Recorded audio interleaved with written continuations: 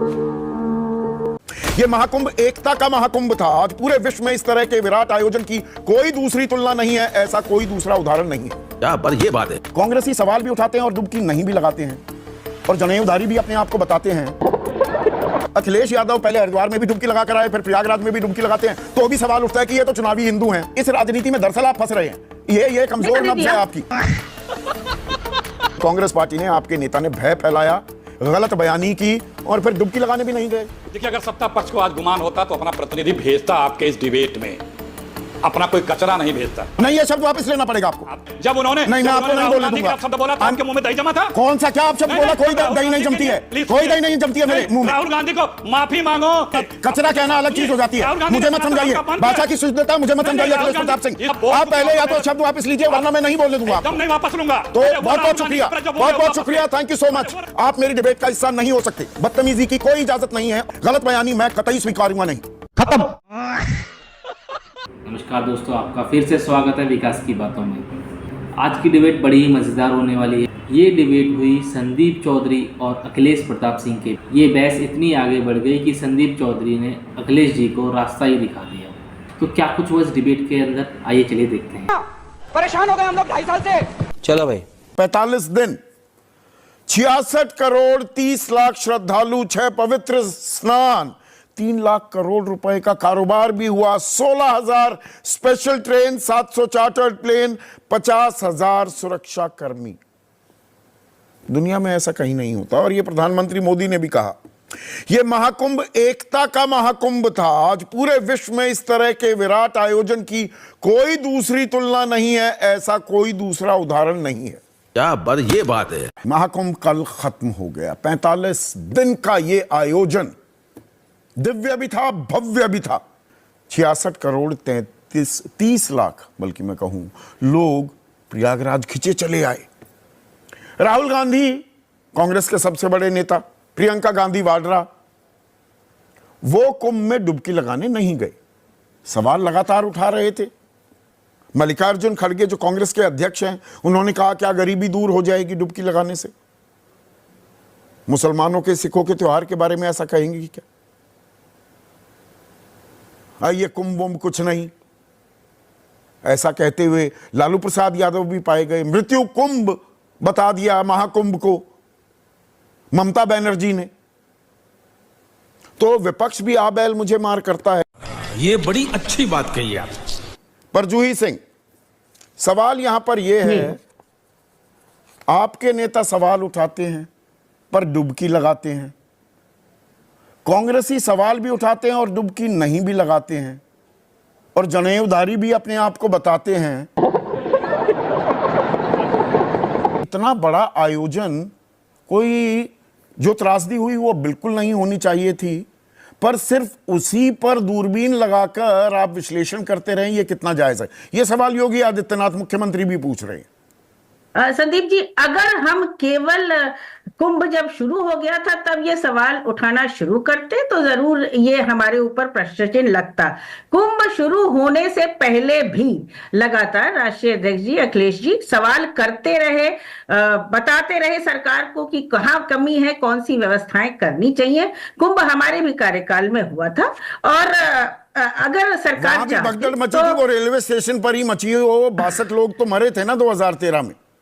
बिल्कुल, और हमने आकर माफी भी मांगी थी, हमने जिम्मेदारी भी ली थी, जबकि वो रेलवे की जिम्मेदारी थी। अच्छा, इस कुंभ में ना कोई जिम्मेदारी लेना चाहता था, क्योंकि वहां शासन भी थी और सत्ता भी था। जैसे आपने कहा, यहाँ आस्था हमें तो नहीं दिख रही थी। वीवीआईपी जा रहे थे, जो जनता है वो 20-20 किलोमीटर चली जा रही थी, कोई दिशा निर्देश नहीं थे। आपने बताया कि 50,000 सुरक्षा कर्मी या पुलिस वहां तैनात थी, तो आप क्या जनता को पहले से बता नहीं सकते थे? कई वीडियो आए हैं। तो इसके पीछे नहीं, आस्था का सैलाब ऐसा उमड़ जाए तो क्या कर सकता है प्रशासन भी?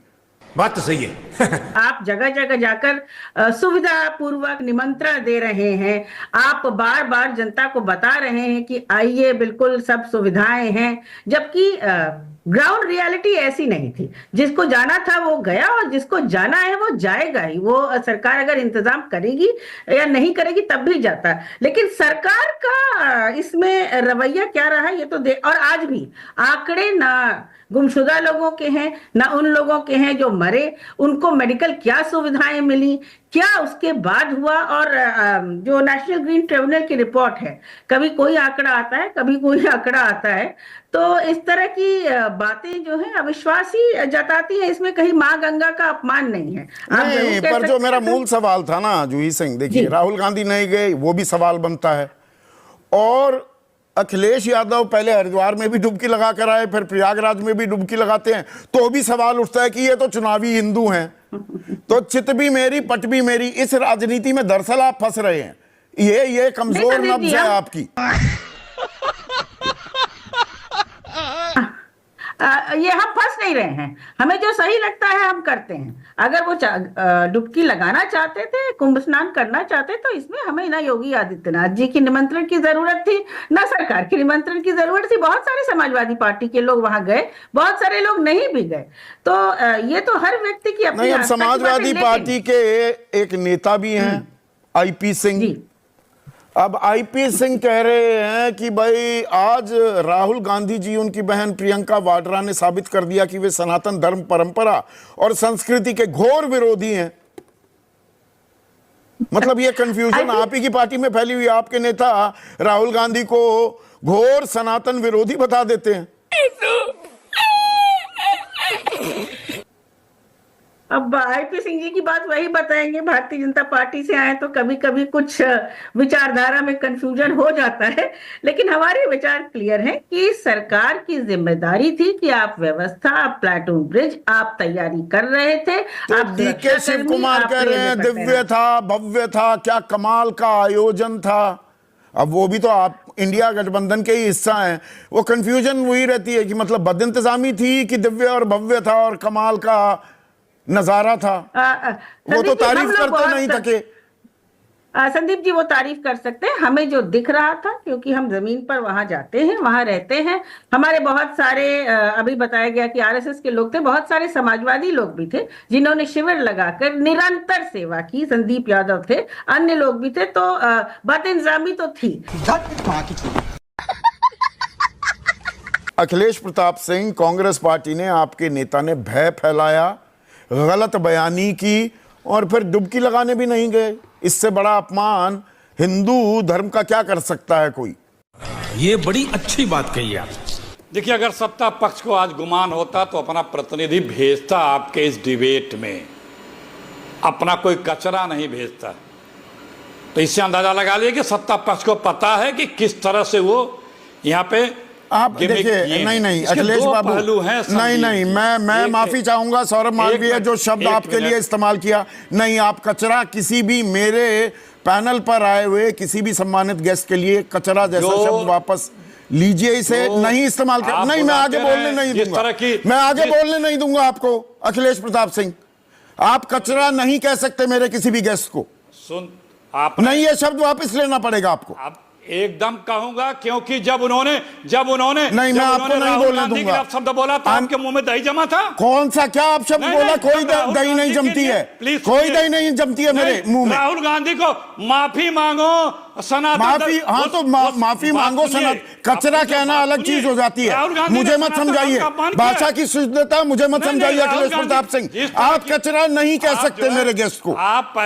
आप मेरे गेस्ट को कचरा नहीं कह सकते। नहीं, मैं जवाब नहीं देने दूंगा। पहले आप शब्द वापस लीजिए। आप पहले या तो शब्द वापस लीजिए, वरना मैं नहीं बोलने दूंगा आपको। एकदम नहीं वापस लूंगा। तो बहुत बहुत शुक्रिया, बहुत बहुत शुक्रिया, thank you so much. Akhilesh Pratap Singh, मैं आपसे और कोई सवाल जवाब नहीं करना चाहता हूं। क्या ये बात है। नहीं, थैंक यू सो मच। या तो शब्द वापस लीजिए, वरना मैं कोई सवाल नहीं पूछूंगा। आप मेरी डिबेट का हिस्सा नहीं हो सकते। बिल्कुल साफ सीधी बात है। सीधा सवाल करता हूं मैं। यहां पर लोगों को बदतमीजी की कोई इजाजत नहीं है और किसी भी मेहमान के बारे में गलत बयानी मैं कतई स्वीकारूंगा नहीं। खत्म। तो आपने ये वीडियो देखी, आपको ये वीडियो कैसे लगे कमेंट में ज़रूर बताएं। बहुत ही बढ़िया वीडियो थी, और आपके कुछ सजेशंस हों तो वो भी कमेंट में ज़रूर बताएं। और मिलते हैं आपसे नेक्स्ट वीडियो में। तब तक के लिए जय हिंद, जय भारत। अपना ख्याल रखना।